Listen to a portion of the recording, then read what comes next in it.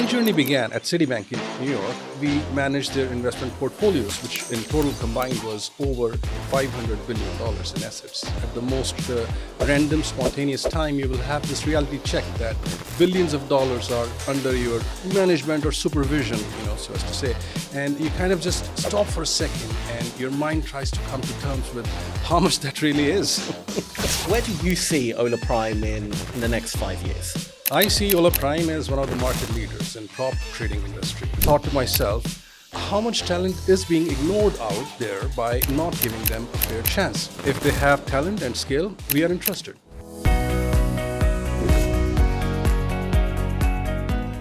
Hello, everyone, and welcome to the Founders Playbook podcast. Today, it's a very special episode because we are joined by our founder and CEO of Hola Prime itself, Mr. Somesh Kapuria. Somesh has had a fascinating career working at one of the highest levels of the biggest financial institutions in the world. And today, he's here to share his story with us and the viewers at home. So sit back, grab a coffee, and let's get into it. Somesh, it's an absolute honor to have you here today. Thank you so much for doing this. Thanks, Sam. I'm glad to be here and excited to share my story with the world.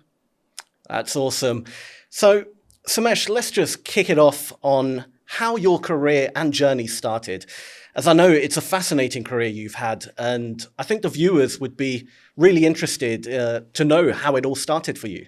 So my journey began at Citibank in New York. I was fortunate to work in various leadership roles within their securities and funds management division. It was an incredible experience, and I was able to drive innovation in both technological and financial products. Those were very formative years, and they gave me a deep understanding of financial operations, corporate governance, and strategy management. I managed their operations for over 12 institutional clients that included over 80,000 separately managed accounts, SMAs as they call it, and we managed their investment portfolios, which in total combined was over $500 billion in assets. And after Citibank, I moved to BlackRock, a global titan within the investment management industry. However, I always dreamt of starting my own venture. So after many years of working at some of the highest levels in the largest investment companies in the world, I felt it was the right time to use my experience and create my own venture. I mean, that's pretty incredible. I mean, the wealth of experience you must have gotten from working with these institutions, it must have been really incredible.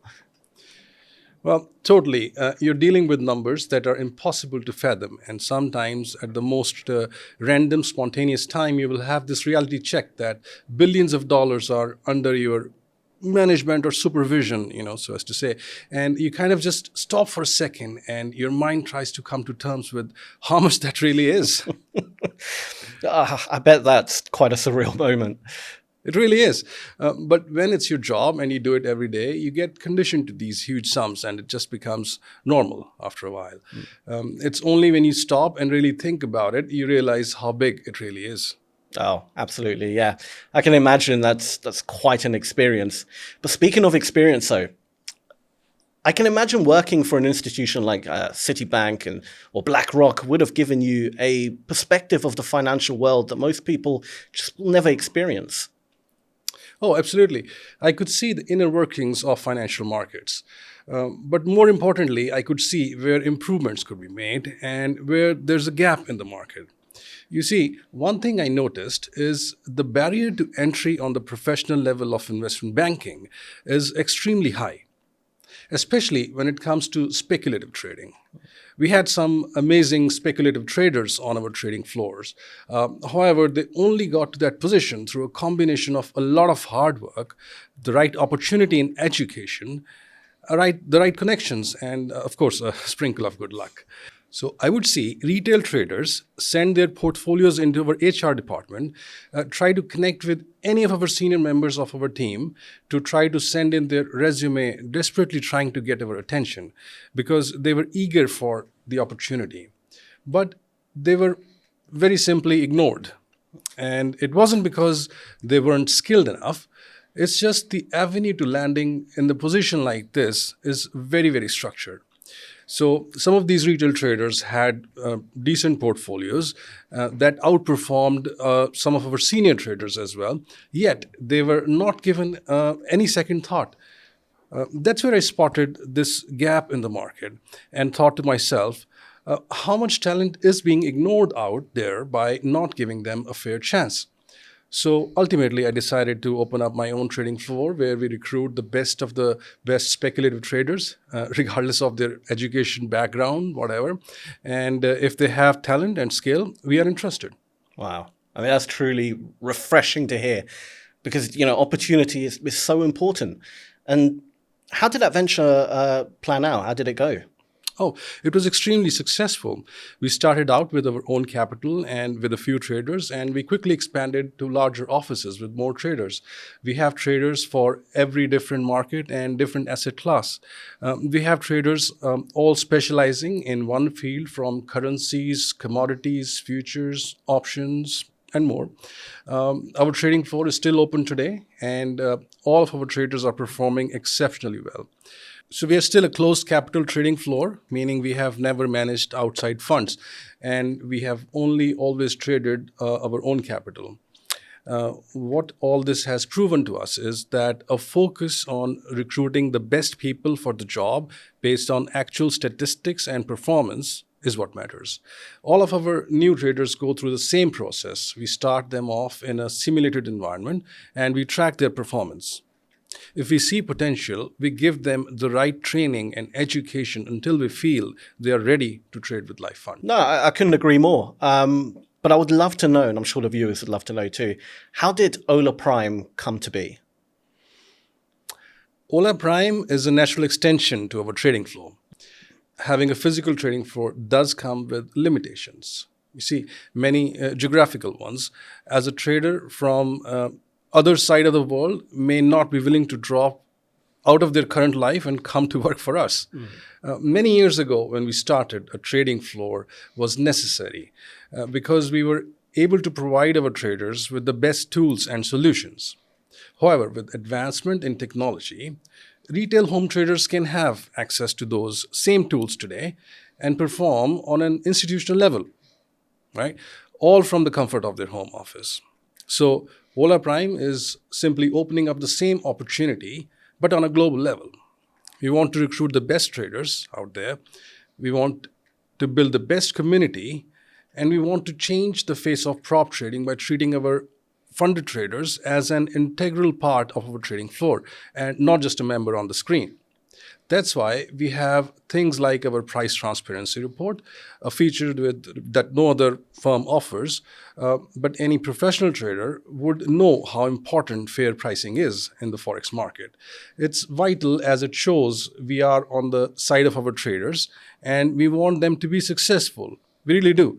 As so their success is our success too, right? Yeah, I mean, I couldn't agree more. And that is truly incredible. And I mean, what an opportunity for traders worldwide. But I would love to know, where do you see Hola Prime in, let's say, in the next 5 years? Uh, I see Hola Prime as one of the market leaders in prop trading industry. Everyone who's part of our team are traders themselves, so we understand trading inside and out.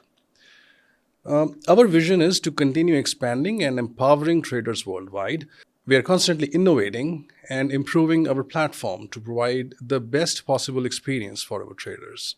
In the near future, we plan to introduce new tools and resources as well as expand into new markets.